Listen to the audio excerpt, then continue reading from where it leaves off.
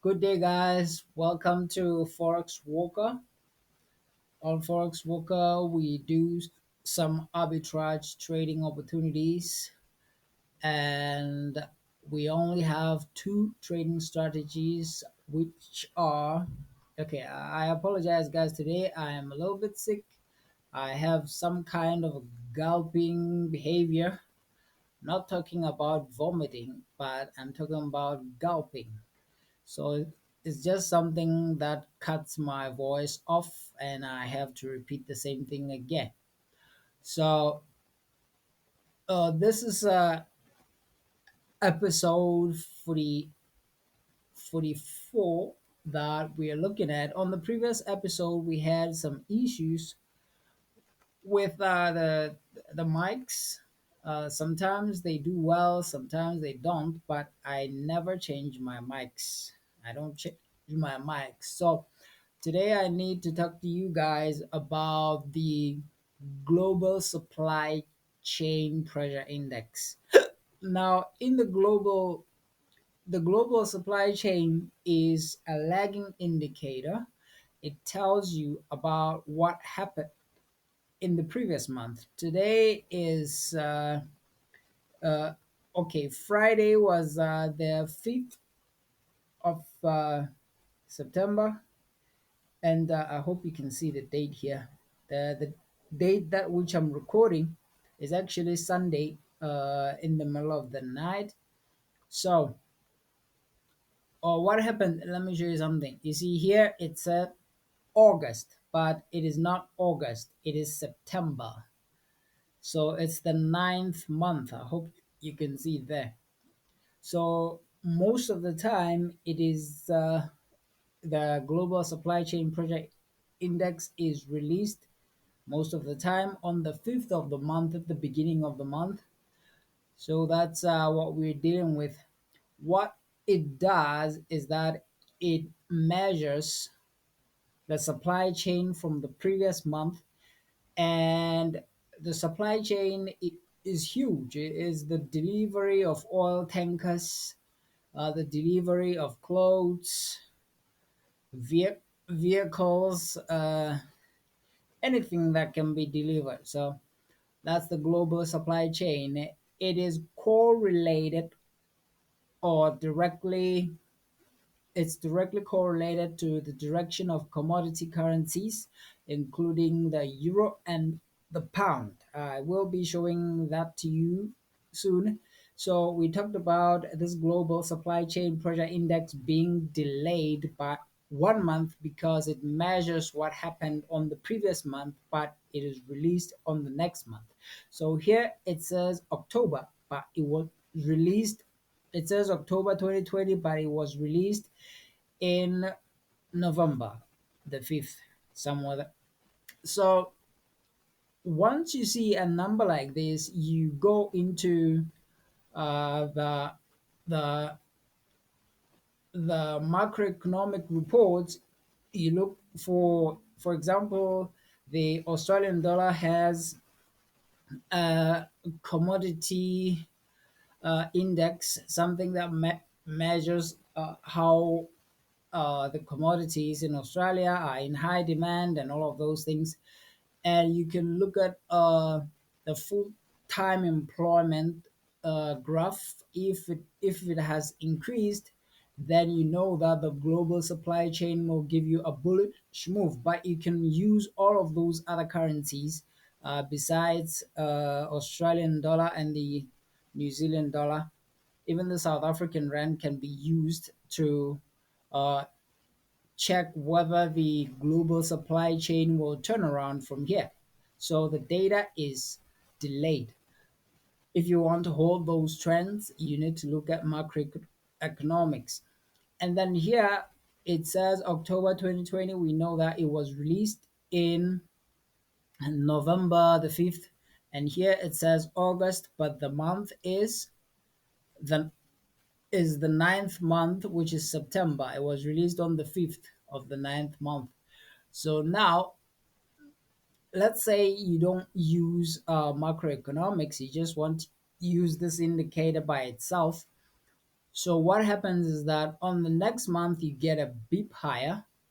It says November. We know that the this economic report was in December. So once you get this beep higher, you should believe that is a turnaround, but you should actually confirm with macroeconomics. And once you see this, this is the entry level, and this this is the turnaround, and this is the entry level. It says it's December 2020, not November. And then we're going to focus on this turnaround and this turnaround. Here it says May 2023. We know that it was released on the 5th of June, talking about what happened on the previous month. And so it's June 2023, and then it gives you a beep higher in June. So on this beep higher in June is actually in July. It's on the 15th of July. Now let's go out there and look at the behavior of the global supply chain pressure index. Let's start from here. So yeah, this is not a paid it's not a paid trading view, and we're gonna be looking at those things from back there. I apologize for the time that I'm taking to do this. And when you do those trades, you need to actually monitor the volatility index. Here I don't see it saying volatility index, it's just VIX. So on the volatility index, these spikes they happen each year. So they don't happen more often, but they happen each year. So you should watch out for this when you're holding those long-term trades with the global supply chain. I don't know what's happening with my computer, but I'm trying to move these currencies, something that I was supposed to have done a long time ago. I think I have issues with Wi-Fi. That's what I think. Yep, this currency is showing me that my Wi-Fi is good. So volume is where you have this turnaround that I talked about. Once you get this turnaround, you need to look for volume. This thing is directly correlated to the currency. So what happens here happens directly on the currency.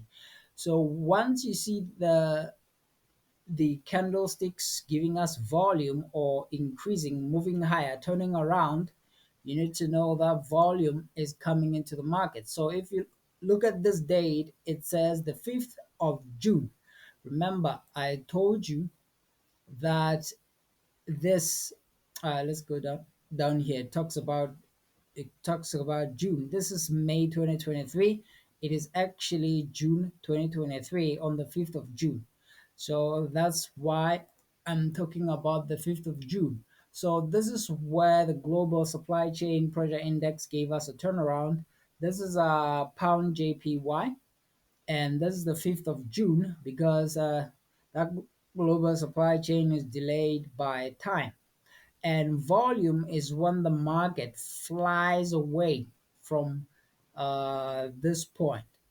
And on the next month, from June to July, this is an FVG. It's on the weekly time frame, so I won't be able to show it.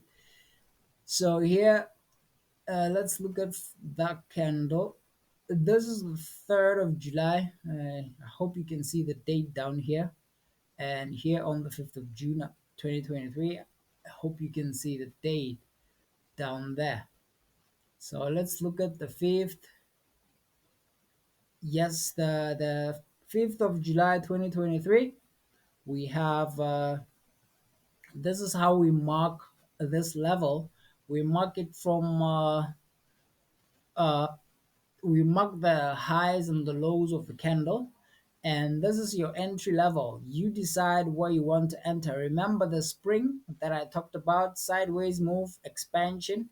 It expands when you do the expansion. You need to break the previous low and break the next high. So this is an expansion, and this is the test. This is the spring, this is the test for those who did Wyckoff schematics and you can enter wherever you want to enter. This is an order block actually. Let me show you. That is an order block. This FVG had to be filled. It was filled here. So let me show you something. There's the order block. Normally, if you want to know where the order block will end, you need to half of this candle.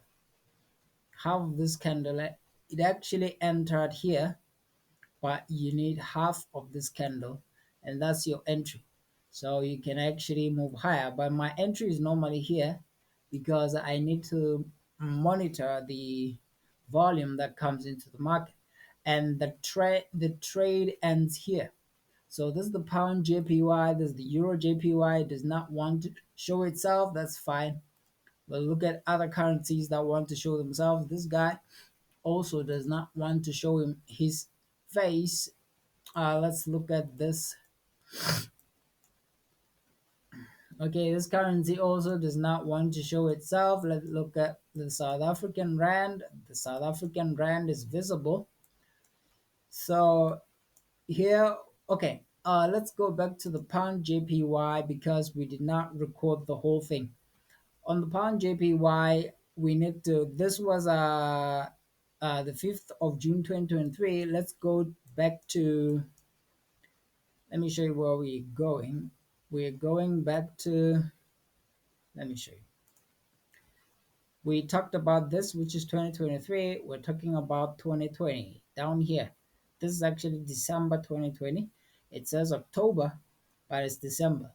So this is the part that we're going to. We're looking for the 5th of December. Where is it? Okay, it does not have the 5th because it jumps to the 7th. So we'll look at this candle on the 4th. And as you're looking at this candle, you can see the Wyckoff schematic showing itself, the spring, the test, and it takes off.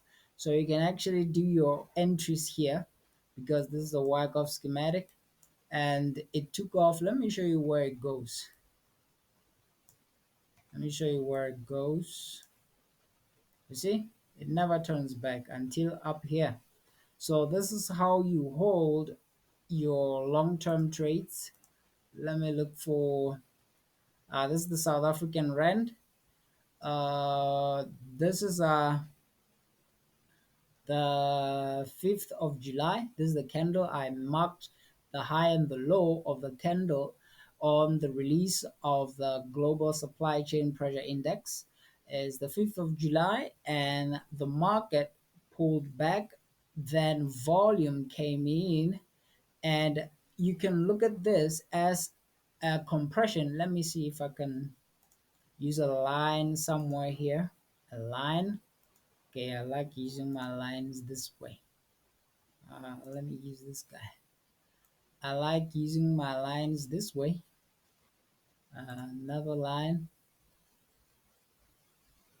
Another line here. Yep. So we have our lines here. And in this Wyckoff schematic, what you have is that you have a spring, a break out of this level. It's called an expansion. This is a compression because the market is moving within as a small volume is not there yet. So because it's moving within, let me show you something else. Let me show you something else to explain this.